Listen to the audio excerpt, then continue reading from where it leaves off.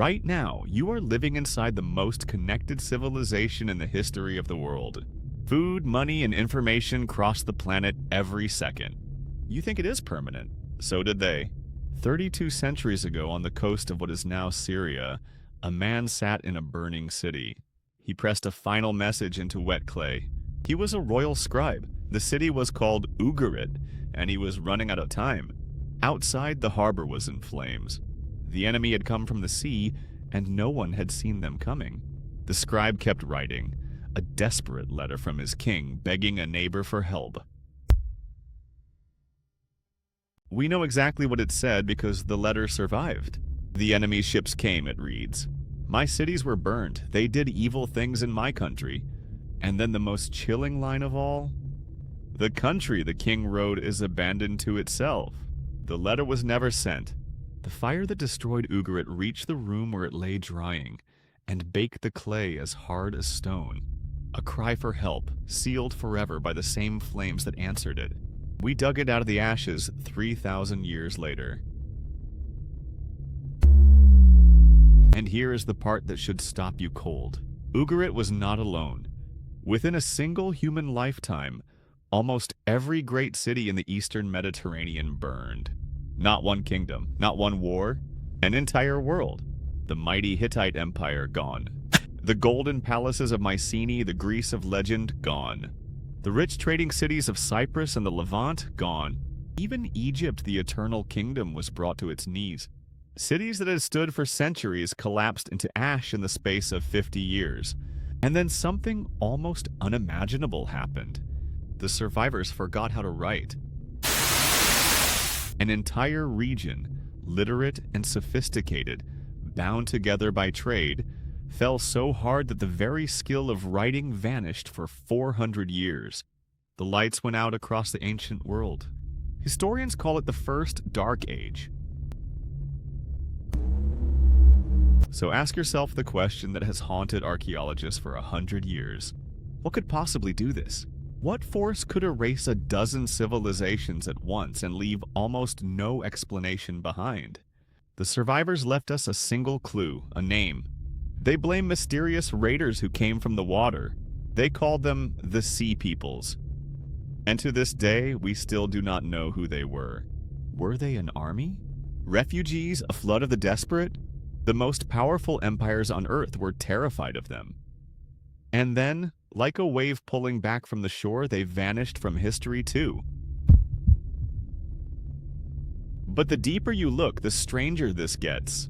Because the Sea Peoples may not have been the cause of the collapse at all.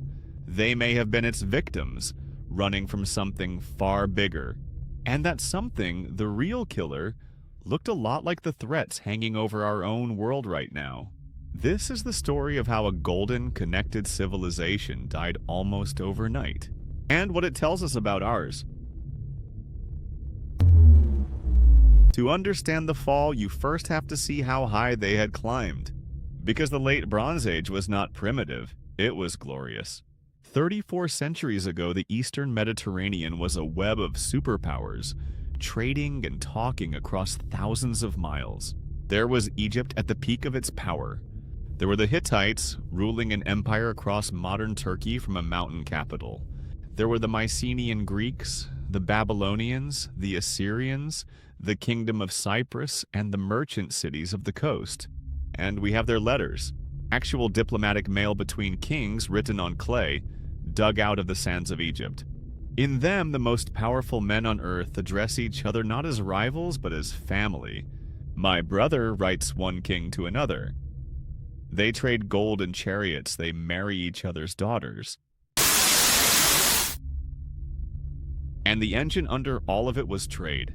Which brings us to the single most astonishing object ever pulled from the bottom of the Mediterranean, a shipwreck. And what was inside it rewrites everything you imagine about the ancient world. Off the coast of southern Turkey, near a point called Uluburun, a small wooden ship sank around 33 centuries ago. It was barely 50 feet long, and it went down with its entire cargo, frozen in time on the sea floor. When divers finally raised it, they found a treasure that defied belief. 20 tons of cargo, 10 tons of copper, a full ton of tin. Enough raw metal by itself to arm a small army. But it was where the cargo came from that stunned the world. The copper was from Cyprus. The tin came partly from the mountains of Turkey and partly from Afghanistan, 2,000 miles away. There was amber from the Baltic Sea in northern Europe. Ivory and ebony from Africa, ostrich eggshells. A golden scarab carved with the name of the Egyptian queen Nefertiti. Pottery from the Levant. Weapons from Greece, glass, and spices. Stop and let that sink in. A single wooden boat, 3,300 years ago, carrying goods from at least 10 cultures across 3 continents. Amber from the Baltic, tin from Afghanistan, gold from Egypt, ivory from Africa. All on one ship. This was a supply chain stretching across the known world. A global economy centuries before anyone believed it existed. These were not isolated tribes, they were us. Connected, dependent, woven into a system far bigger than any one of them. And that is exactly where the danger was hiding. Because their entire world ran on one material, bronze. And bronze had a fatal weakness. Bronze is not one metal, it is a recipe. You melt copper together with tin. Copper was common enough. But tin, the ingredient you could not skip, was rare. And the nearest large sources were hundreds, sometimes thousands of miles away. And everything depended on it. The swords of the armies, the tools of the farmers, the plows, the axes, the armor.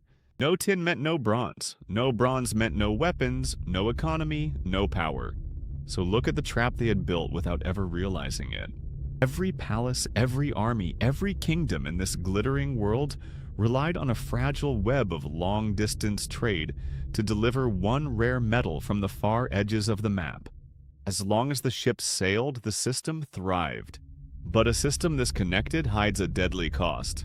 When everything depends on everything else, cutting one thread can unravel the whole cloth.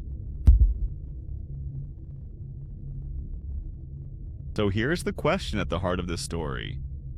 What happens to a world this interconnected when the threads start snapping all at once? Around the year 1200 BC, they were about to find out. The first thread to snap was not an army, it was the weather. And for a long time, this was the part of the story we could not prove. Now, finally we can.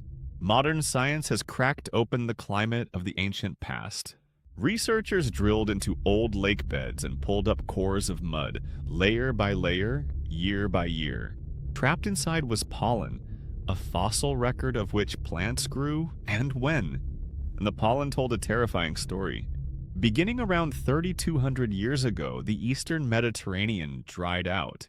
A long, brutal shift to a colder, drier climate that lasted in some regions for 3 centuries. Then, only a couple of years ago, came the smoking gun. Scientists read the growth rings of ancient trees from Turkey. And in those rings they found it. 3 straight years of catastrophic drought, striking at the exact moment the Hittite Empire fell. Think about what a multi-year drought does to a Bronze Age kingdom. The harvest fails, the granaries empty. There is no global aid, no refrigeration, no backup plan. There is only hunger. And here the ancient letters themselves come alive because they begin to scream about food. A Hittite queen writes that there is no grain left in her lands. Officials beg for emergency shipments. One desperate message calls a delivery of grain a matter of life and death. Listen to how bad it became. The Pharaoh of Egypt, the great rival the Hittites had fought for generations, sends ships full of grain north just to keep the Hittite people alive. It is the first recorded famine relief in human history. The mightiest empire of the age, surviving some charity from its enemy. Hunger does something to a society. It rots the trust that holds it together. The powerful hoard, the poor starve. And starving people do not stay still. They move. They riot. And in the end, they take up arms.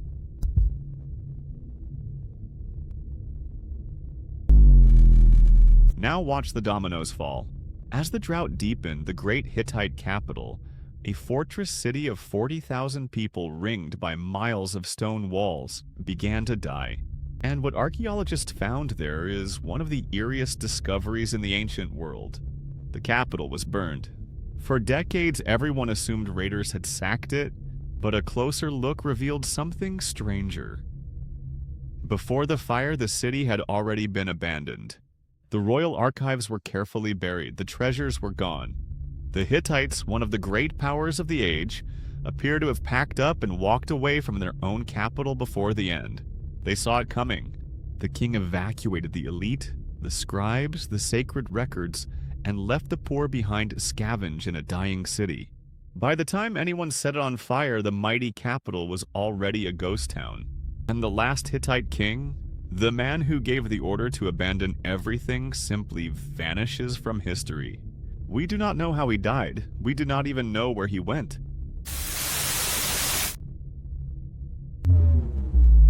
Across the sea in Greece, the same horror was unfolding. The Mycenaeans, the warrior kingdoms behind the legends of the Trojan War, were burning too. Mycenae itself, tyrants, and the great palace of Pylos. At Pylos, the fire that destroyed the palace did something strange and beautiful. Just as at Ugarit, it baked the palace records into clay and preserved them. The last few months of a kingdom, frozen in flame. And on some of those final tablets is a haunting detail. Records of watchers, men posted along the coast, guarding the shore, and an order for hundreds of rowers. Were they bracing for an attack from the sea? Scholars still argue, but the writing simply stops, because the palace burned and no one ever wrote there again. One by one, the lights went out. Ugarit, the Hittite capital, Mycenae, Pylos, Cyprus overrun and sacked. To the people living through it, it must have felt like the end of the world, because it was.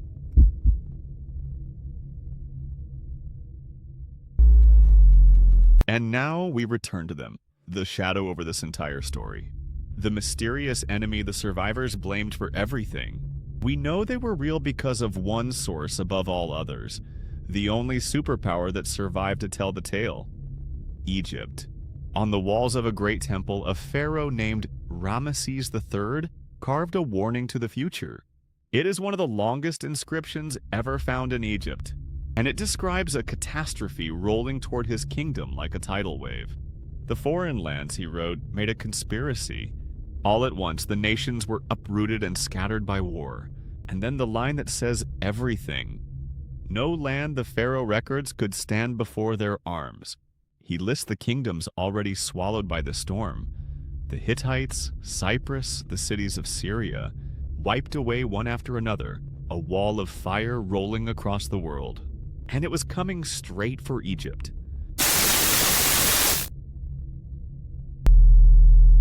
Around the year 1177 BC it arrived. And it was not just an army, it was a migration. The Egyptian carvings show entire families.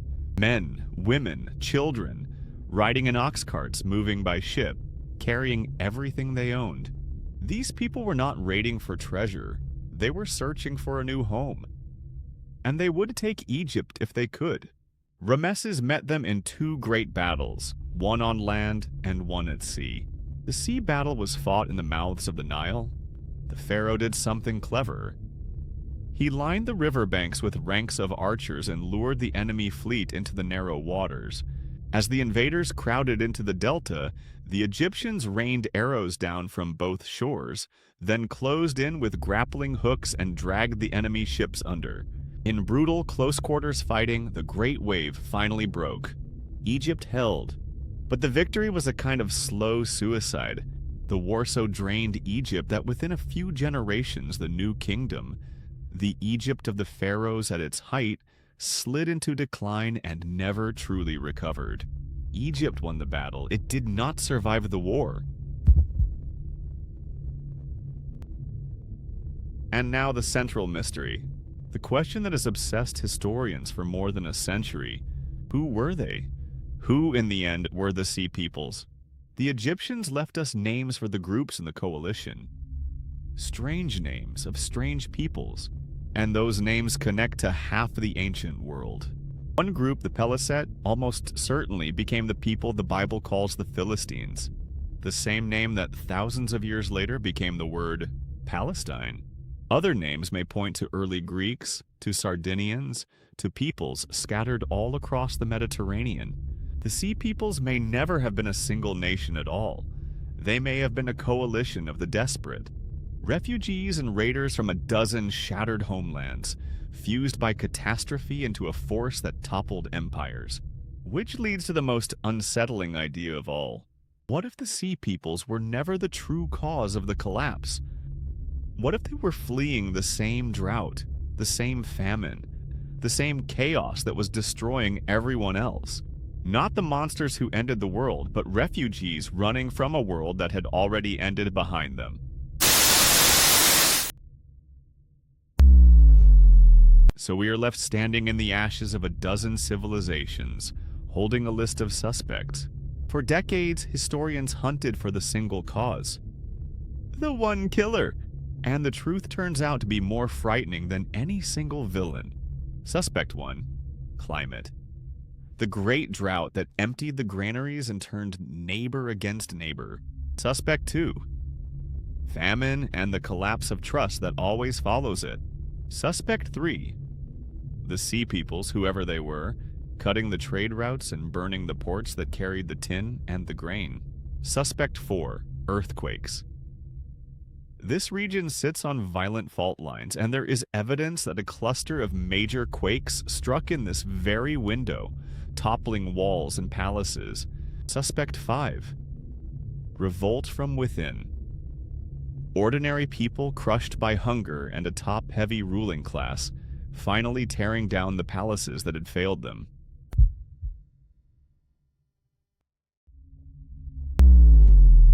Here is what the best evidence now suggests. It was not any one of these, it was all of them, at once. A perfect storm in which each disaster fed the next, and each blow landed before the last one had healed. The drought caused famine. The famine sparked migration and revolt. The migrations and raids cut the trade routes. The broken trade routes choked off the tin. And without tin, there was no bronze, no weapons, no defense. Every kingdom that fell dragged its trading partners down with it. And this is the deep, terrible lesson of the Bronze Age. Their greatest strength was also their fatal flaw. The very thing that made them rich, total interdependence, a tightly woven global system, is the thing that destroyed them. They were too connected to fail safely. When one part broke, the shock raced through the entire web, and the entire web came down. Civilizations, it turns out, rarely die from a single blow. They die when a system grows so complex, so interlinked, so finely balanced that it loses the slack it needs to absorb a shock. And then several shocks arrive together. Now, look up from the screen for a moment. Look around the room you are in. How many of the objects near you traveled further than that little ship at Uluburun? Your phone, your clothes, the food in your kitchen. We live in the most interconnected civilization that has ever existed. A single broken supply chain can empty shelves on the far side of the planet. We depend on rare materials dug from a handful of distant mains. We are richer and faster and more connected than the Bronze Age could ever dream. And we are bound together in exactly the same way. The people of Ugarit thought their world was permanent too. The kings who called each other brother believed the gold would flow forever. They could not imagine the ships not coming. And then, in a single lifetime, the ships stopped coming. Every civilization that has ever existed believed it was the exception. And every single one of them so far has eventually ended. The Bronze Age is not a story about primitive people who failed. It is a story about sophisticated, connected, confident people who discovered, far too late, how fragile a connected world really is.